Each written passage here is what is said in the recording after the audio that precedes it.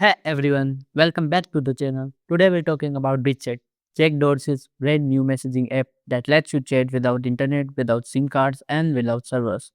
Well, BitChat is built for exactly those moments when network fail, disasters, crowded events, or simply when you want total privacy. Here's what makes it special.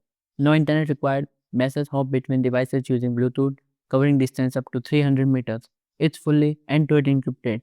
You can join channels for group chats or create password-protected ones for private communities. There's even an emergency wipe. Triple tap the app logo and your local data is instantly erased. And to keep it practical, BitChat uses adaptive power modes to save battery.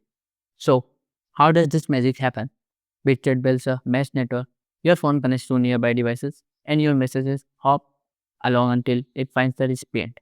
That means no central servers, no account, and no data collection. Just pure peer-to-peer messaging. Imagine being in a disaster zone with no signal at a packed concert where networks are jammed, or just wanting to chat without giving away your phone number. BitChat was built for these situations, keeping you connected, private, and secure. BitChat is currently on beta on iOS and Android. So the big question is, would you try it?